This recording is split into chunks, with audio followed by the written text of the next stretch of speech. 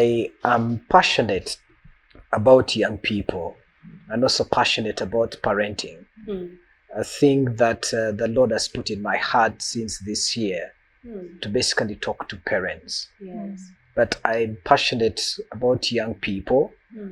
I've been involved in the school ministry and the youth ministry for about 14 years. Wow. And I'm a teacher, a writer, and I also do a lot of writing of articles, especially on the Monitor publications. Somebody that has taught for about 14 years, I've interacted with the teenagers. I've interacted also with the parents for all that while. And I realized that there has been a gap between the two parties. Because when you see a child and you see what the child does, how the child thinks, how the child responds to issues, and then when you listen to the side of the parent and you see what the parent is telling, you realize there is a gap somewhere. And I can tell you that I can know that parenting is not being done thoughtfully by just looking at the child. How the child reasons out, the sense of urgency of a child, how the child treats others, how the child interacts with the fellow children. You can just tell. Yes. What's happening at home? Yeah, you can actually tell what's happening at home, and you can tell the kind of parenting that is done. I'll give an example. You find a child who is not treating others fairly. They are the ones that is bullying others. They are the ones that is always, in the staff room. And you just know, when you call a parent, sometimes they just get into tears. I don't know what to do with that boy. Yes. And then you realize it is not the boy per se, but there is something that the parent is not doing right in order to bring this boy. But again, you realize there is this kind of organized girl. There is this kind of organized boy. For them, they take life seriously. They take their work seriously. Yes, very Their assignment is on time. And then you realize, when you interact with the parent, you just know that this parent is doing the right thing. So when I was able to see that gap, and I said, hey, I think I can bridge this gap. I think I can talk to the parents. Because sometimes you want to talk to the children and talk to the children, it's like they're not listening and what.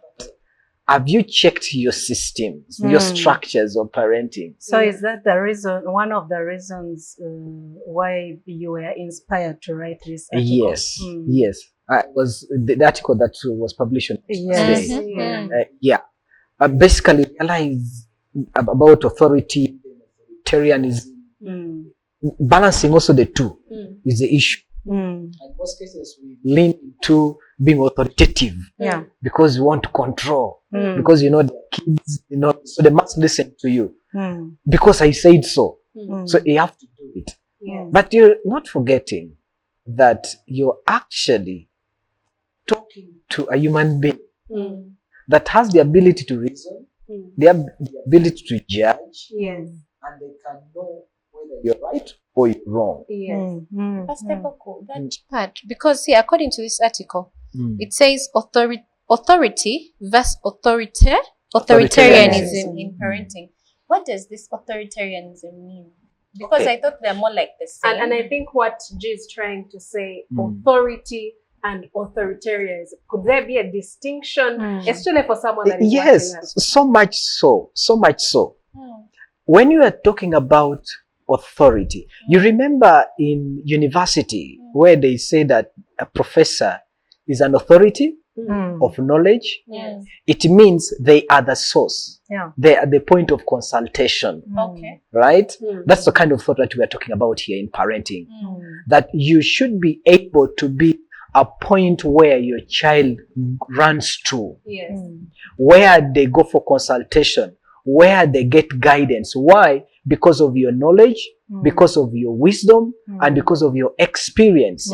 So they have to come to you because that you are an authority to them. other than them getting into their phones, getting into online, because some of them would have resorted that because they have not found their parents as an authority. Yes. So what they do, they find authority elsewhere. Yes. So the question is, are you inspirational enough for your child to actually admire you? Are you knowledgeable? Do you have the wisdom that your children should seek for in you? While being authoritative, authoritarianism is about control. Yes. It's about control. It's about do as I say. Don't do as you want. Don't do this. Don't do this. You are basically in control of their behavior. You want to be in suffocating them with your presence, always there. That is authoritarianism. Now, authoritarianism versus authority. Can you give us an example of how you can have authority and not versus Not being authoritarianism? Because I think that is where we are finding challenges as parents, because you have made a very important point where, a child will run to their teacher, will run to someone else so that they can open up to them. Yeah. And by the way, it's a very painful To the thing. nanny. They run to the nannies, and then now you're saying that, am I doing this right? Why are they going to their auntie? Yes. Why do they want to talk to their teacher, Actually, So, I think even as you're growing up, the way you described authoritarianism, it's like the parents back in the day. Yes. You remember when the father would come home and every child disappears from the sitting room? Is that I the can kind relate. Yes. Now That's give us some authoritarianism. live examples. I'll give you an example. And it's about creating an environment. Parenting is about creating an environment. Yes. And being an authority is what anchors the home. There are things that I do deliberately at home. For instance, when I come back home and my wife welcomes me, I hug her. And I give her that long hug in the presence of my children. And I sometimes I carry her in their presence so that they have something to admire. Now, tomorrow when they get married, and it was like, marriage was like, no, but I have seen it with my parents. At that moment, I am now an authority, a point of consultation that they admire, said, I'm going to do it like how my parents do it. At one time, I was speaking in class. I was just actually teaching. Then by the word of knowledge, I just told the children, know what? There's somebody that is struggling with something here. And you need to speak to someone. You need to speak to somebody. I just paused the lesson in the middle and was like, I feel there's somebody that is struggling with something. You need to speak with somebody. And this Pakistani was just seated in front and he was looking at me. Staring at you. He's staring at me. He lost track of what was even happening. Even when I went back into teaching, he had lost track. He was just looking at me. Immediately after, he sent a cheat To you. Yeah, he sent a cheat, and when I read the cheat in the middle, it was like, teacher, I am the one you're talking about. I want to speak with you. And then immediately I called him. I took him to my office, and the child started crying. I have never seen an Asian cry. Oh, you have never? I have never seen an Asian cry. They usually they want to be strong and what, and started crying. Then he started telling me how the father withdrew him from Pakistan, brought him here, was supposed to be in the A level, and brought him here into, O level. Back into senior 2. Okay. And then after that, the boy had deteriorated in academics and almost everything. Then I only told him, can I speak to your father? And he told me yes. Then I asked him, how is your father? My father does not listen to me. He doesn't talk to me. In fact, when we are speaking, when it comes to school, by the time I'm done with speaking, we are already at the gate. He's speaking while walking. Okay, I've heard, it's fine. Now you go to class. Now, Dad, I still want to say, hey, it's okay. I mean, he's not listening to the child, is not doing what is. At the end of the day, the child felt frustrated and not listened to. So what I did, I had to call him and I told him, come to school, I want to speak with you. I said, what is the problem? Is there any problem with my boy? I said, no, there's no problem. It is me who want to speak with you. And so he came. And I told him about his boy. And I told him, you need to listen to your boy. Give your boy time. Give your son time. I locked them into my office. And I told them, you people, talk. Away. And then decided to speak the mother tongue. Yes, and I told the child, speak to your father. Everything that is in your heart, speak to him. And after some time, I checked on them, and I found them laughing. What? I found them laughing. Then after what, I asked the child, say, how did it go? He said, thank you, teacher. You don't know what you did to me. You helped me. Now listen, that was now a switch from authoritarianism to authority. That the father was able to listen to the child, to the heart, because these teenagers have issues, but they need to open up. And for you basically to allow them to open up is for you to create the environment that allows them to trust you and actually open up to you. But you don't want your child to trust a stranger. Yes, sure. Or to trust their teachers more than you. Or to trust their pastor more than you. You are the best teacher to your child. You are the best pastor to your child. I would like you to draw some attention to children that grow up with single parents, especially girls that grow up without a dad and end up entering relationships and somehow look at this man into a way of saying, oh, he has some authority. I feel like maybe he should be my father. And we have seen very many of those girls heartbroken in the sense of authority. Yes. Now, when you talk about single parenting, especially mothers are the ones that have been now gotten into this space of raising children alone. Yes. Where the fathers, somehow find a way out of it. And they leave the mothers. And you realize mothers are struggling. But I would say that if you're a mother that is struggling to raise children, you need to find a father figure for them. Okay. It's very important that you find a father figure for them, because every child needs that voice of a father. They need that voice, that female voice that speaks to them. Yes. Because there are things that only a father can actually put in a child, and not the mother.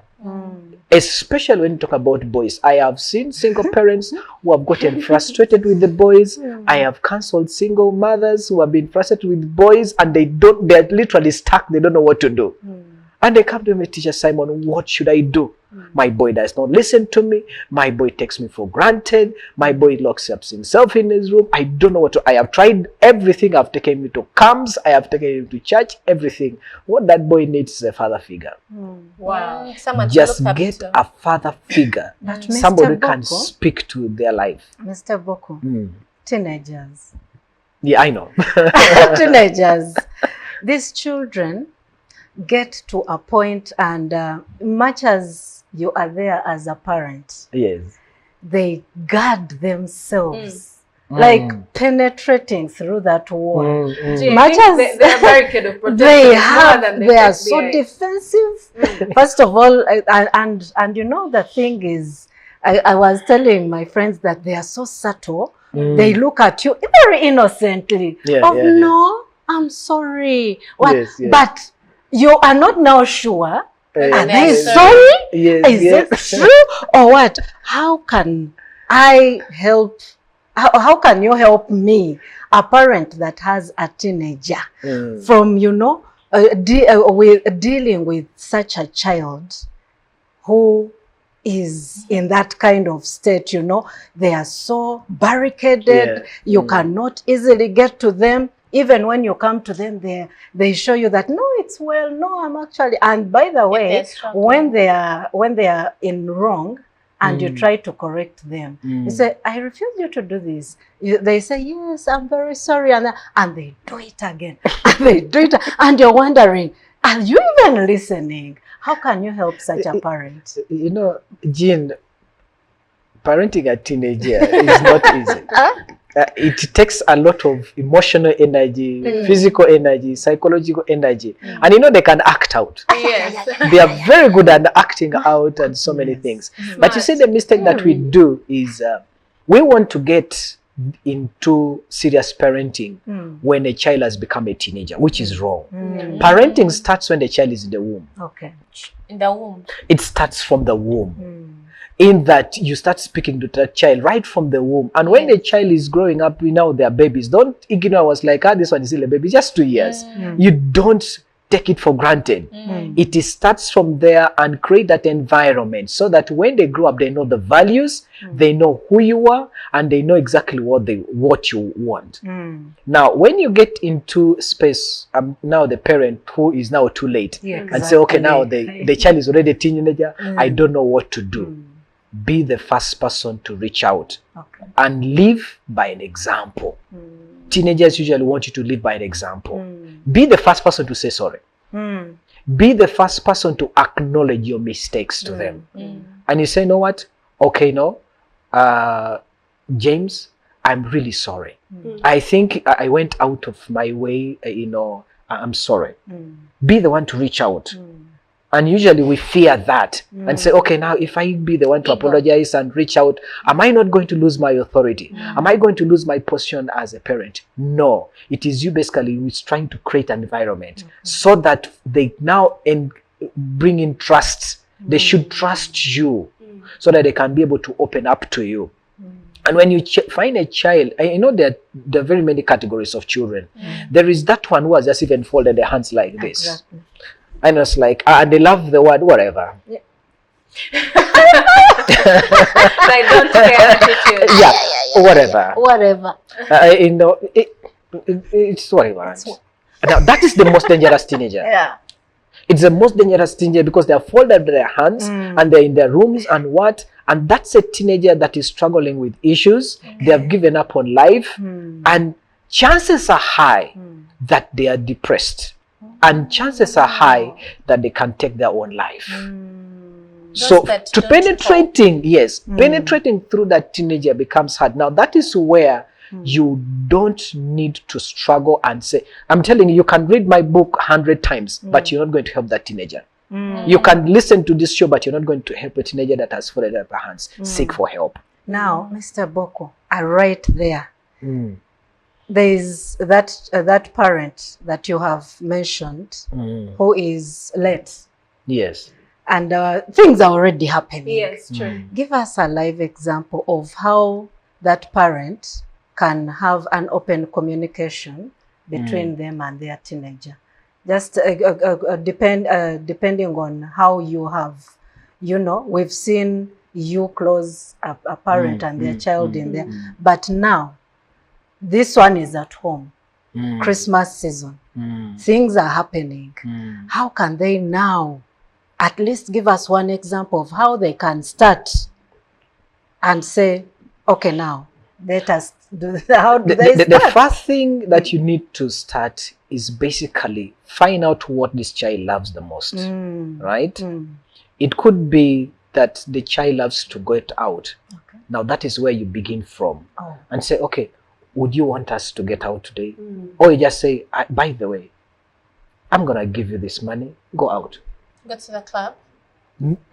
You trust that they're not going to go there. They could Okay, go there. what do you love most? Maybe say, I want to go and watch a movie with my friends. Say, it's okay. You have to trust them and let them go. They've gone to the movie. Yes. And sometimes let them mess up. Okay. Let them mess up. You say, okay, it's okay. You go for movies, go to your friends. And now, Daddy was like, are you really sure? They will even be shocked. I was like, are you really sure? I said, yes, you can go out. I'm giving you can come back at this time. And then when they come back, was like, okay, now tell me, how was it? You're creating a rapport. Yes. Now you're moving away from this kind of confinement and control and allowing them to have autonomy. Because teenagers love autonomy. That's what they're seeking for. To have their own space. So just imagine you give a teenager 50K or 100K, was like, it's okay, today I'm allowing you get out of the gate. You can get out. Go to your friends and what? And then when they come back, was like, okay, tell me what was the experience. Tell me they're going to open up. Pastor Boko, I think you're talking about a parent of this generation. Because when I look back as a child, I don't remember my parent ever saying, take this money, go out, have that fun. I remember we used to just force it, and the moment you go, he's like, I want you back now, 10 minutes. Yes. And you're like, okay, I can't even go out. So Now that's why we're saying that let's move away from the old kind of parenting, because we were different at then, but the teenager of today is very different. Their world is so different. The dynamics of parenting is now different. So we need to adopt also to their kind of generation. And we are not going to redo what our parents did to us. We are not going to do those things. Our parents made the best use of Proverbs, I think 13, 20, 24. Whoever loves the child does not spare the rod. And that scripture, they obeyed it to the dot. Yes, definitely. That they never spare the rod at all. Spank. These And in days, fact, I even thank them for caning. yes. And these days, if you use the rod, a teenager will take you on. Right?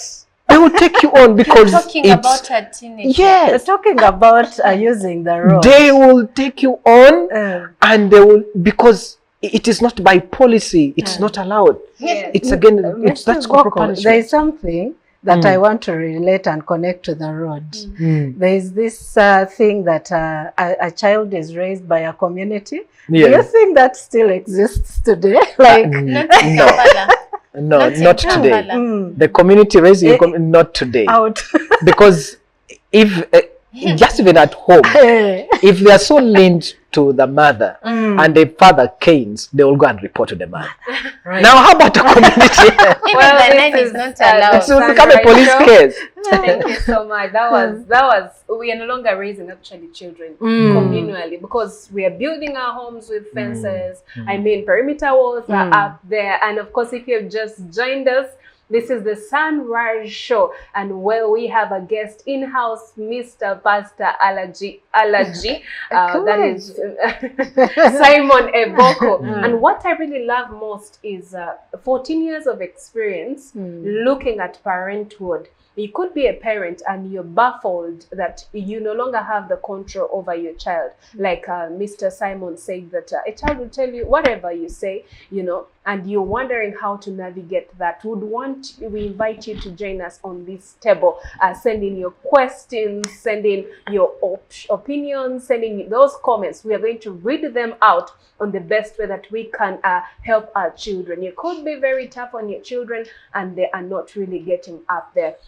And Pastor Simon, there is something you really mentioned that I really loved. Where do you feel a child, parents who give their child liberty, like you mentioned that some parents can give their child money and say, go and enjoy yourself, and parents who are really so strict. What is the outcome of these children after 10 years when we see them? Now, there are two things. A parent who is, now when I say that you give your child money and get out there, I'm also saying it with a limit, right? Yes. And there should be an intention for it. It is not something that is going to happen oftenly. This is a way of you trying to create a rapport with your child. Yes. And after creating that rapport, then you can now bring in the boundaries and what. But again, we're not saying that become now financially or overindulgence into in a teenager where you give money anyhow, the credit card is always full and then they go and spoil themselves up. You're going to raise an entitled child at the end of the day. A child who, when there is no money, the world has fallen apart. A child tomorrow, when they get married and the husband does not do what the father was doing, lavishing money, then there are going to be issues. They will come back home and they will become single parents at the end of the day. So when you do that, overdo it, giving money and then you overdo it, you're going to raise an entitled child, a child who is not going to work, a child who will always be after the paycheck but not work. But again, if you be so much stingy with money and with resources, be very careful, you may end up raising a thief. There is something you wrote in Parenting Thoughtfully, a book that I would recommend a parent out there to really have. And you talked about piloting parenting style. Helicopter. So I kept wondering, are these parents who stay long distance from their children, throw them in boarding school, then come back and say, okay, how many did you get in your report? This, and the parent goes back. I would really love you to draw the helicopter the helicopter kind of parenting. Now, the helicopter is a style of kind of parenting. And please do mention some of the parenting styles, because there's a parent out there saying, how can I get out of this? When we're talking about helicopter kind of parenting, we are talking about a parent who suffocates a child with a presence. All the time. All the time. Because you see, like the helicopter hovering, Yes. it always The hovering. noise. Hovering over the child. Hovering over the child. That's what we're coming off from. I'm trying to think. You over supervise. You over supervise, you micromanage the child, everything, But everywhere you're there. You know, you're interested in every nitty gritty of the child. Now, that is okay if the child is still a toddler, if you're still carrying the baby. Yes. But when you're talking about a teenager, you are going to hit a hard rock. Why? You're going to meet resistance, they're going to resist you, they're going to get into resentment because a teenager wants his space or her space. And now you're intruding. You need to move away from micromanaging a teenager and allow the teenager to do their stuff. Let them be. Let them be. I am not saying, okay, now don't set boundaries. There should be boundaries. But hovering over the teenager, you're going to get frustrated. You're going to get frustrated, you're going to get bitter, and at the end of the day, you are going to be fighting all the time with that teenager. And maybe that's the reason why most parents are failing. Because you think the teenager that you're raising is still the other toddler. That you need to supervise, that you need to do what? No, they are young adults. And think about that. At what age should a parent impute all the discipline in a child? Because it looks like after the teenagehood, being a young adult, they go into their own things. Because they usually tell us between 0 to 5 years is the time when you should discipline a child. Go to bed, lay your bed, speak to people like this, greet them. Yes. You see, I usually say there are two ways. Between 0 to 12 years, always talk to your child about God. Wow. Between 0 to 12, talk to your child about God. From 12 and above, talk to God about your child. Because at that time now, they're heading into adulthood, and now at that moment you've withdrawn your hand. So the only thing is, God, my child, talk now to God about your child. But 0 to 12, tell them about God.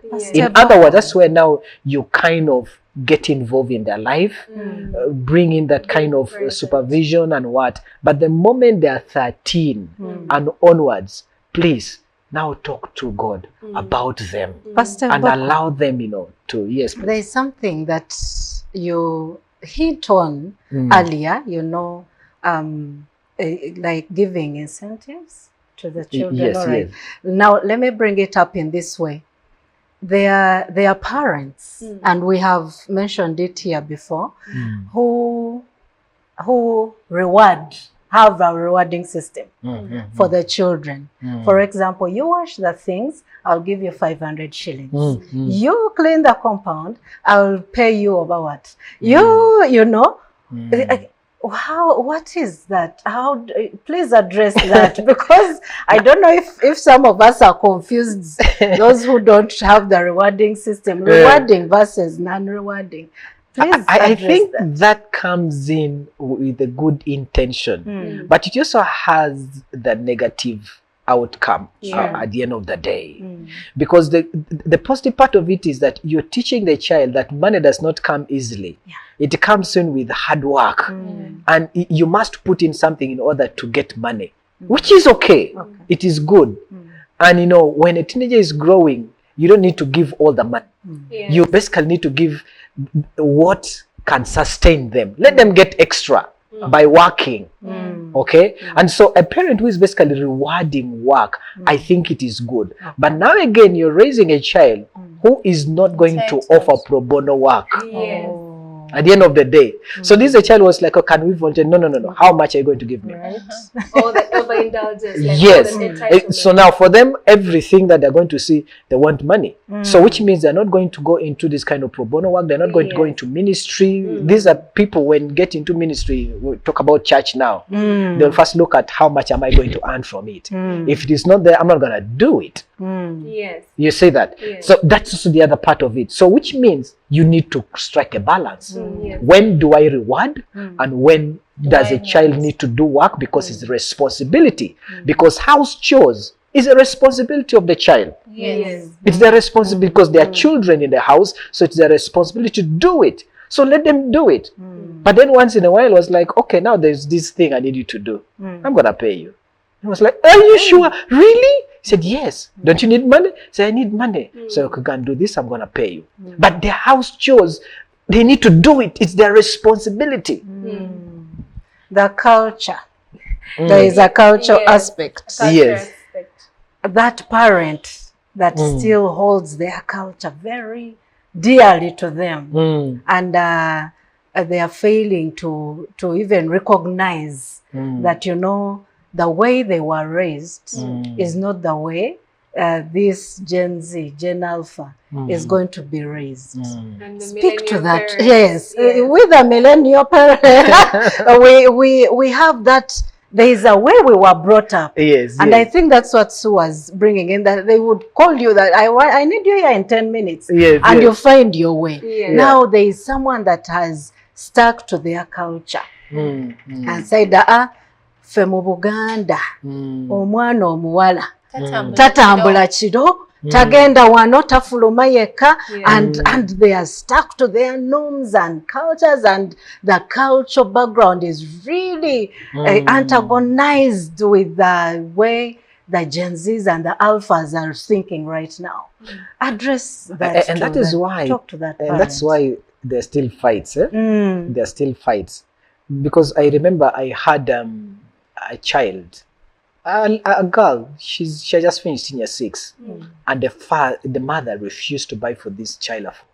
Bas. Now all the colleagues, you know, in class talk about I'm on Snapchat, I'm on this, and Bambi, the child is just there. The esteem is so low because her conversation does not fit in, and she doesn't fit in. But when you talk about culture, we need to still strike a balance because culture is culture. So you need to see it's like in a basket of fruits. So basically you also have a basket here, right? Yeah. And so which means while you have your stuff in your basket, there's culture there. Pick a fruit from the culture and see what actually can work in this basket of yours and put it there. And don't get stuck and say, I'm just going to carry this basket and put it here and that's what I'm going to use. So I believe that culture, there are things that we should not throw away in our cultures. But there are things that we need to compromise and accept that things have changed. For example, in now the global village that we are living in, you're not going to get straight on tomorrow that your child was like, you have to marry Muganda because we are Bagandas. But they do it. Yes, they still do it. Yeah. But you see now what is happening. Parents need to upgrade that. Children are getting out. Yeah, that's actually what we're talking about. Yes. They are just The getting high out of home. divorce rates in High Uganda. divorce rates, and then also people now just decides, you know, just get out with whatever I love, They elope. and you just and they move out, and then they move out. In Teso where they say, okay, now we need this amount of cows, we need and children have decided, you know what, they're concubine because they can't afford that kind of culture. So which means people who are so much into culture, we need to learn also and know that things have changed. We need to see how we can redo stuff. And to help such a parent, I think basically more of this kind of conversation should continue. Pastor Boku, I have a question. Yes, please. In families where there are many children, usually the firstborns tend to experience the hard parenting styles compared to the lastborns. Yeah. And for some reason, it's a two-way. Either the firstborns could come out right, or the lastborns come out right. Meaning, yes, you did all the impact, you did all these parenting styles that were so strong, but it didn't work. Yet, as our parents grow usually, now the lastborns, I think they tend to soften a bit. Stuff comes, so easy. Even the way they parent them, it's quite different. I will tell you why. Tell me, please, because I'm a victim. I will tell you why. Even even you with your firstborns, you can realize how you strict you are with them. Yes. Even me with my firstborn, I am so strict because it's like I am doing My this for the effort. first time. Yes. And so you realize all your energy Should is come on there. that This is your point. first card, right? Yes. And so all your energy is there. You need to put it right. Because first of all, you're having also social pressure from other parents and from the community. Was like, I need to raise my child right and what. And so you're so strict on them. So your energy is there. By the time you reached your last born, you're grown out of energy. You're tired. I really And then love many that. things have also come in. And you know, The funny dynamics thing is have, the dynamics has also now changed. the last ones, Yeah. like you were so strict on the first one. Yes. Now this last one, You're so she so can trouble, call a tantrum, and you're like, It's this like- one never did that. Yeah. I don't know what to do with this one. Like you feel like Simanyi And you realize you, the Chakola. firstborn, usually was like, but mommy, daddy, why are you just letting him just like that? Why are you letting him? There are things that I see my young siblings do to my dad, and I'm like, If it you were- guys, you didn't see it. You didn't see it. It's weird. I remember one time when my little sister told me, today is Friday. I called her Yeah. and I'm like, this time you're out? Right. Because me, I remembered I had a time when I should be in the house. Like, yeah, my dad and I agreed Friday is my day. And Yeah. I'm like, the same dad? Yeah. Oh, yeah. So I wonder, how do you just Usually, ease? parents get exhausted along the way. With the number of children that you have, you get exhausted, and also with the age, you get exhausted. Then also you now come to realize things need to change. So with the time, your energy start diminishing, and also your experience start diminishing, and now you start now softening up as time goes on. Pastor Eboko, there's something I wanted you to hint on. There are so many challenges these days with parents. They have to look for the money. Yeah. They have to make Parent. ends meet. The parenting, the teenager is looking at them, the Gen Z, you think Alpha, they don't even understand how this even came into play. But they have to make all these things come together and make sense.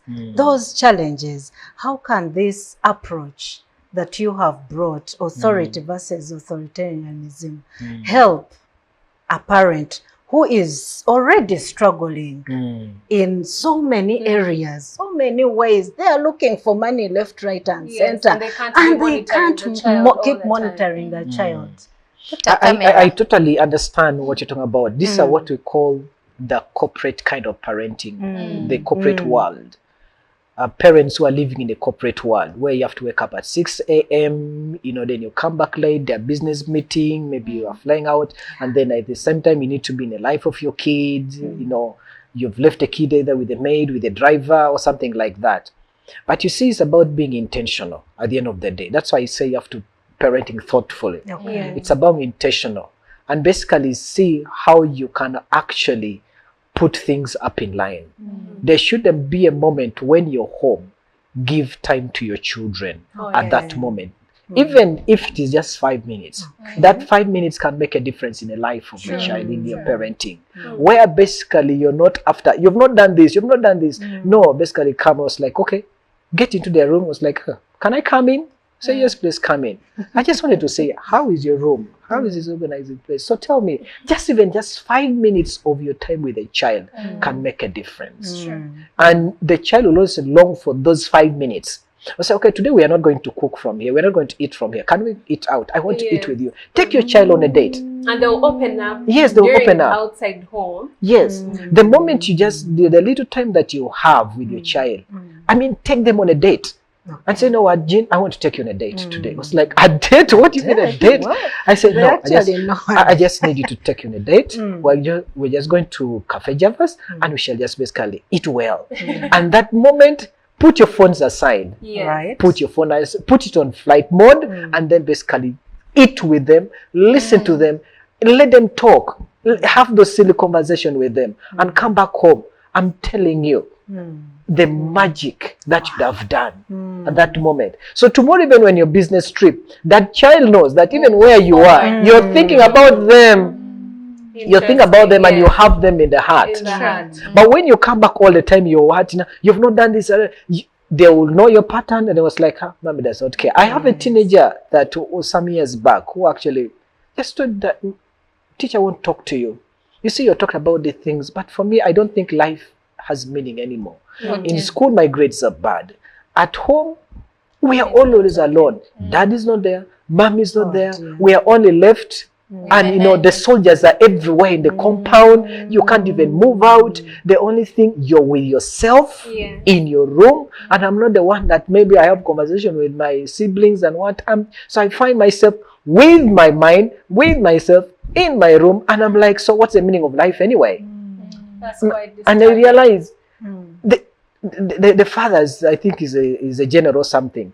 He's always out, he's always out. The mother is in businesses and what, and the children are growing up alone in the house. And these are teenagers. And before you know it, the various careers that you think are going to be able to provide security for your children becomes a threat to your kids. And before you know it, incest comes in. And then you're wondering what is happening. Your boy has known sex through a maid. Why? You are not there. At least if there is so much on at a phone call. I'm just, okay, I'm checking on you. How are you doing? I just want to talk with you. Makes a difference. So the absenteeism, the kind of style of parenting where parents are absent is the one that is now brooding up children who are so depressed, brewing up, this kind of suicide, brewing up this kind of teenagers who we see right now.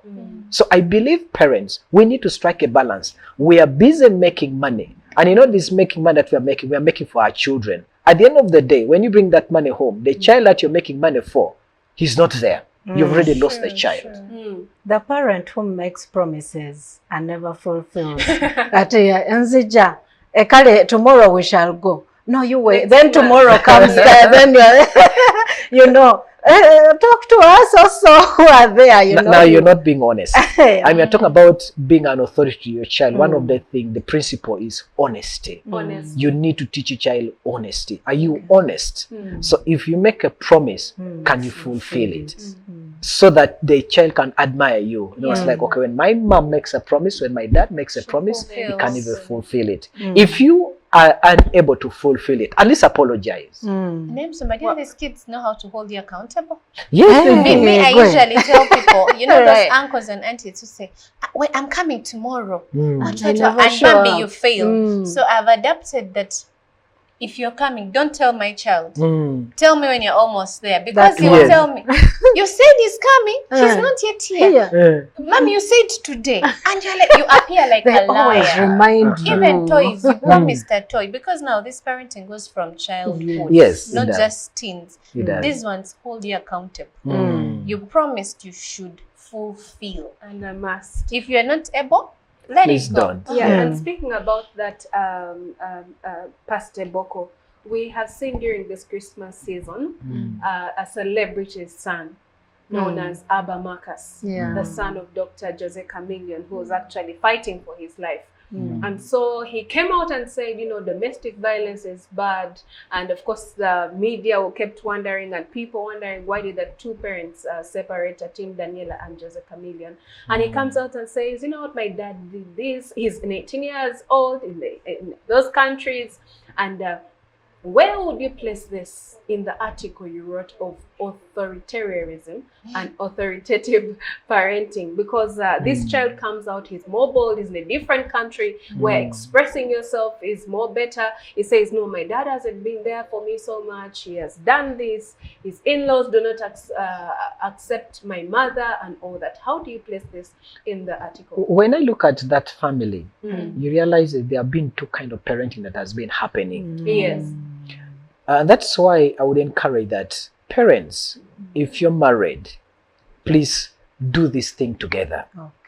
You realize, I suspect the man was absent in the life of the children. Absent father. And so the mother has been the one that the children has been confined in. And that's why even the parents of these days, for us who are now adults, you realize the person that you're so close to in terms of parenting is the one that has been involved in your life Yes, for a long true, time. true. And then the other no has been absent. There's a little bit of distance. Yes. And I realize, I think there's also been mixed up with what the boy was saying. And so the boy has always been waiting for this moment where he can speak for a long time, by For a the long way. time, yes. It didn't just start maybe yesterday. No. Because he has seen these scenes when he was a toddler and he has grown up seeing this. And now that he's an adult, he can freely speak about it. Yes. After all, he's in elsewhere. Nobody's going to get him and what, you know that. But he has been seeing this going on. That is why when you're raising your children, you need to raise them together. I'll give an example, Jean.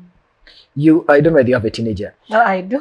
Now, if you have a teenager, there are those moments when your teenager will make a request. Yes. Right? Say, Mom, I need an iPhone. I need an iPhone. It was like, okay, so what do you need an iPhone for? And it was like, you see, I need to take nice videos and what. Find out the reason why. Then after that, don't give an answer. Say, okay, let me get back to you. Let me speak with your dad. Exactly. Now, when you go to speak with your dad, it was like, okay, now we have got an answer. We are able to speak with the dad, and I have an answer for you, but I'm really afraid you may not like the answer. Your dad and I think that no, you don't need an iPhone now. Maybe later, after maybe senior 4 or after senior 6, then we can get you an iPhone, because right now there are many things. iPhone is expensive for us right now. Now, when that child goes back with to the friend, was like, Dad says no, Mom says no. You see that? Now, you have already struck a balance. Yes. That two of you have actually agreed. And the child is not going to lean on one person. My mom, I know if I told my dad would have accepted. But you have not struck a balance that two of you are now accountable, and as the child has accepted. But when one person over-dominates, that's what happens. And that's why you see now that family. Because one person over-dominated and one person was absent. Yes. Well, thank you so much for this book that you wrote to us, The Sowed Seed, as well as Parenting Thoughtfully. We would love to have your last remarks on everything we have shared, especially about the books, especially about what parents need to know in this era that they're in as the millennial parents. Oh yes, I'll be letting you know. In case you want to get this book, just on your screen right there, there is a picture that shows you the price at 30,000. 30,000, you can grab yourself this copy here and now. It's called Parenting Thoughtfully, Navigating Parenting Teenager in the AI Era. You could have been wondering that how and where can I get this book? Or my children are being taken so much into the tech world. Well, today we are so blessed to have Simon Eboka, and on your screen you can see those numbers to call him. I'll be reading them at the end of the topic. Yes, Mr. Eboka. Thank you very much, Angel. Maybe the other bit of it is that I have a Christmas promotion on those books. You can get the 2 of them at 40,000. Two of these? 2 of them. The 2 titles at 40,000. So if you send in your message today and now, you are guaranteed to get your book instant. Now. Just send a WhatsApp on 074-640-5060. We want to know where you're at, where you stay, and how we can get this book delivered to you. Send a message right now. Yes, Mr. Boko. Your last remarks and wrapping this up. Your last shot. My last remarks would be that parenting, especially teenagers, can be so much stressing. Yes. We understand that. But I need you to know that when you create an environment that allows your child to thrive, that allows your child to confine on you, that allows you to gain trust of the child, you are going to get this right. Because an authority is somebody that is able to create an environment that anchors a child on you. Don't be a kind of Pharisee kind of parent who is so much into rules and control and that. No, let's tone down into the rules and strike a balance. When do you put the rules, and when basically do you put the authoritarian kind of parent? When we get our kind of parenting from God, God is not an authoritarian, he's an authority. that all of us will run to. So let's turn to God. And like I said earlier, when your child from 0 to 12, please talk to your child about God. And then when your child is 13 and above, talk to God about your child. From me to you, you have this. You have this. Please pray for your child. Always love them and be involved in every affair of your child without basically suffocating them with your presence. When they're teenagers, please allow them some autonomy. Allow them some autonomy. Give them some freedom. Let them make mistakes. It's okay. They will learn from it. It's better. I know a parent, the most stressing bit is, how do I allow my child to grow into a responsible person that tomorrow when I'm not there, they can actually thrive? It is possible. You have this. Pray for your child every day. And to the mothers, the prayer of a mother is very, very important to every child. Get on your knees every day and pray for your child.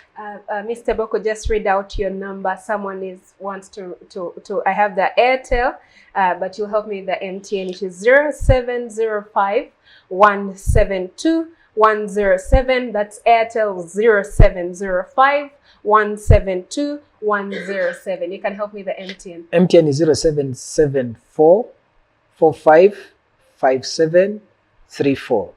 0774 45 5734. They're all on WhatsApp. It's been a great pleasure having you. Thank you.